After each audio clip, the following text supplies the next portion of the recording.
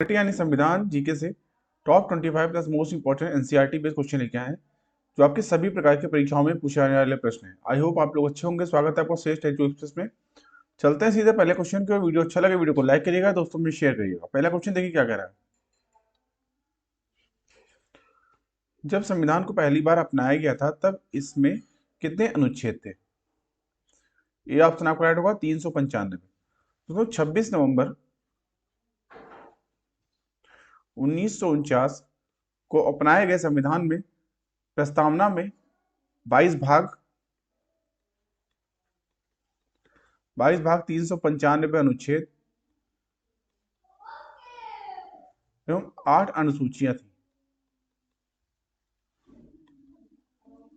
ठीक है, इस हिसाब से ए ऑप्शन राइट होगा। अगला क्वेश्चन, संविधान के किस भाग को भारत का मैग्ना कार्टा कहा जाता है? इंपॉर्टेंट क्वेश्चन दोस्तों। ए ऑप्शन आपका राइट होगा भाग 3। तो संविधान के भाग 3 को भारत का मैग्ना कार्टा की संज्ञा दी गई है। ए ऑप्शन राइट होगा। अगला क्वेश्चन, कौन से संविधान से राजनीति विषयक निर्देशक तत्व अपनाए गए? सी ऑप्शन आपका राइट होगा आयरिश संविधान से। अगला क्वेश्चन, प्रस्तावना की कौन सी विशेषता में कहा गया है कि किसी भी सह नागरिक के साथ गौण व्यवहार नहीं करना चाहिए? बी ऑप्शन आपका राइट होगा अधिकार में। अगला क्वेश्चन, निम्नलिखित में से अनुच्छेद 21 में कौन सा अधिकार दिया गया है? डी ऑप्शन आपका राइट होगा जीवित रहने का अधिकार। तो भारतीय संविधान का अनुच्छेद 21 कहता है कि किसी भी व्यक्ति को विधि द्वारा स्थापित प्रक्रिया के अतिरिक्त उसके जीवन और व्यक्तित्व स्वतंत्रता के अधिकार से वंचित नहीं किया जा सकता। डी ऑप्शन आपका राइट होगा। अगला क्वेश्चन, भारतीय संविधान में कितने मौलिक अधिकार उल्लिखित हैं? बी ऑप्शन आपका राइट होगा 6। कौन कौन से? पहला आपका आएगा समता का अधिकार, समता का अधिकार, यह आपका आएगा अनुच्छेद 14 से लेके 18 के बीच। दूसरा आपका आएगा स्वतंत्रता का अधिकार, स्वतंत्रता का अधिकार ये आपका आएगा अनुच्छेद 19 से 22 के मध्य। फिर आपका आएगा शोषण के विरुद्ध अधिकार, शोषण के विरुद्ध अधिकार ये आपका आएगा अनुच्छेद 23-24। फिर आपका आएगा धर्म की स्वतंत्रता का अधिकार,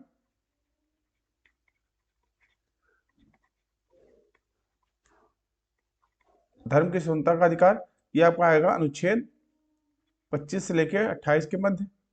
फिर आपका आएगा संस्कृति और शिक्षा संबंधी अधिकार, संस्कृति और शिक्षा संबंधी अधिकार ये आपका आएगा जो है 25 से लेके 28 के यहाँ। ये आपका आएगा सॉरी ये आपका आएगा 29 से लेके 25 से 28 तो धर्म की स्वतंत्रता है। फिर आपका आएगा संस्कृत और शिक्षा का अधिकार ये आपका आएगा 29 से और 30। ठीक है, फिर आपका लास्ट आ जाएगा संवैधानिक उपचारों का अधिकार, संवैधानिक उपचारों का अधिकार ये आपका आ जाएगा अनुच्छेद 32। ठीक है, इस हिसाब से 1 2 3 4 5 और 6। ठीक है, बी ऑप्शन राइट होगा। अगला क्वेश्चन, निम्नलिखित में से वे उपराष्ट्रपति कौन है जिन्होंने राष्ट्रपति का चुनाव लड़ने के लिए अपने पद से त्यागपत्र दे दिया था? बी ऑप्शन आपका राइट होगा वीबी गिरी। अगला क्वेश्चन, भारत में कितने प्रकार के आपातकाल घोषित किया जा सकते हैं? डी ऑप्शन आपका राइट होगा 3। कौन कौन से? दोस्तों भारतीय संविधान में आपात उपबंधों को 3 भागों में विभाजित किया गया है यानी बांटा गया है। पहला आपका आएगा राष्ट्रीय आपात,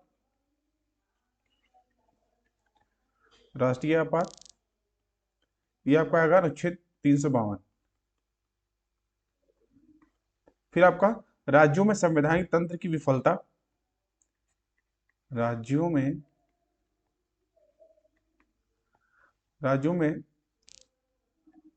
संवैधानिक तंत्र की विफलता या राष्ट्रीय शासन या राष्ट्रपति शासन, यह आपका आएगा अनुच्छेद 356 में। ठीक है, फिर आपका आ जाएगा आखिरी वित्तीय आपात, यह आपका आ जाएगा अनुच्छेद 360। ठीक है, तो ये कुल मिला के 3 आपात है। ठीक है, आपातकाल घोषित किया जा सकते हैं 3। डी ऑप्शन राइट होगा। अगला क्वेश्चन, जो व्यक्ति सांसद ना हो क्या उसे मंत्री नियुक्त किया जा सकता है? डी ऑप्शन आपको राइट होगा, हाँ, पर उसे 6 महीनों के भीतर संसद सदस्य बनाना होगा। अगला क्वेश्चन, निम्न में से किस परिस्थिति के अंतर्गत राज्यसभा को भंग किया जा सकता है? डी ऑप्शन आपको राइट होगा, इनमें से कोई नहीं, मतलब राज्यसभा को कभी भी भंग नहीं किया जा सकता। अगला क्वेश्चन, निम्नलिखित में से कौन एक असदस्य है लेकिन वह संसद की कार्यवाही में भाग ले सकता है? सी ऑप्शन आपको राइट होगा, महान्यायवादी। अगला क्वेश्चन,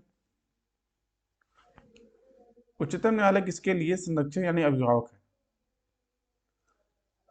ए ऑप्शन आपको राइट होगा, मूल अधिकार के लिए। अगला क्वेश्चन, राज्यों के गवर्नर संविधान के अंतर्गत किसके प्रति अपने आचरण के लिए उत्तरदायी है? डी ऑप्शन आपका राइट होगा, राष्ट्रपति के। तो भारत के संविधान अनुच्छेद 155 के अनुसार राज्यपाल नियुक्त भारत के राष्ट्रपति अपने हस्ताक्षर और मुद्रित सहित अधिपत्र द्वारा करते हैं। डी ऑप्शन आपका राष्ट्रपति के लिए जिम्मेदार है, उत्तरदायी है। डी ऑप्शन राइट होगा। अगला क्वेश्चन, राज्य में संवैधानिक विफलता होने पर किस धारा का प्रयोग होता है? बी ऑप्शन आपका राइट होगा, 356। तो भारतीय संविधान में आपात उपबंधों को 3 भागों में बांटा गया। अभी मैंने बताया आपको 356 जो है ये राष्ट्रपति शासन या राज्यों में संवैधानिक तंत्र की विफलता के लिए जो है प्रयोग किया जाता है। बी ऑप्शन राइट होगा। अगला क्वेश्चन, निम्नलिखित में से किस समिति की रिपोर्ट में लोकपाल और लोकायुक्त संस्थाओं की स्थापना की सिफारिश की गई है? ए ऑप्शन आपका राइट होगा, प्रथम प्रशासनिक सुधार समिति। अगला क्वेश्चन, त्रिभाषा सूत्र की सिफारिश किस समिति ने की थी? बी ऑप्शन आपका राइट होगा, कोठारी समिति। तो कोठारी कमीशन 1964, इस आयोग ने त्रिभाषा सूत्र पहली भाषा के रूप में इसमें बताया गया है कि पहली भाषा या मातृभाषा या क्षेत्रीय भाषा होगी, दूसरी भाषा हिंदी भाषी राज्यों में या अन्य आधुनिक भारतीय भाषा या अंग्रेजी होगी, फिर गैर हिंदी भाषी राज्यों में या हिंदी या अंग्रेजी होगी, और तीसरी आपकी भाषा हिंदी भाषी राज्यों में या अंग्रेजी या एक आधुनिक भारतीय भाषा होगी। ठीक है, डी ऑप्शन आपका कोठारी समिति राइट ऑप्शन होगा। अगला क्वेश्चन, निम्नलिखित में से कौन सा राजनीतिक दल राष्ट्रीय राजनीतिक दल के रूप में मान्यता प्राप्त नहीं है? डी ऑप्शन आपका राइट होगा, तृणमूल कांग्रेस। अगला क्वेश्चन, भारत का पहला चुनाव आयुक्त थे? डी ऑप्शन आपका राइट होगा, सुकुमार सेन। अगला क्वेश्चन, भारत पंचायती राज व्यवस्था का मूल उद्देश्य क्या है? ए ऑप्शन आपका राइट होगा, सत्ता का विकेंद्रीकरण। जो प्रजातांत्रिक विकेंद्रीकरण यानी डेमोक्रेटिक डिसेंट्रलाइजेशन, मतलब पंचायती राज का प्रमुख उद्देश्य प्रजातांत्रिक विकेंद्रीकरण है। आपको बता दें, बी आर मेहता के अनुसार यह स्वीकार किया जाता है कि कोई भी प्रजातंत्र बिना विकेंद्रीकरण के सफल नहीं हो सकता। ठीक है, ए ऑप्शन आपका राइट होगा। अगला क्वेश्चन, पंचायती राज के चुनाव में खड़े होने के लिए एक व्यक्ति की आयु होनी चाहिए? ए ऑप्शन आपका राइट होगा, 21 वर्ष। अगला क्वेश्चन, कौन सा संविधान संशोधन अधिनियम संसद सदस्यों और विधानसभा सदस्यों की अयोग्यता से संबंधित है?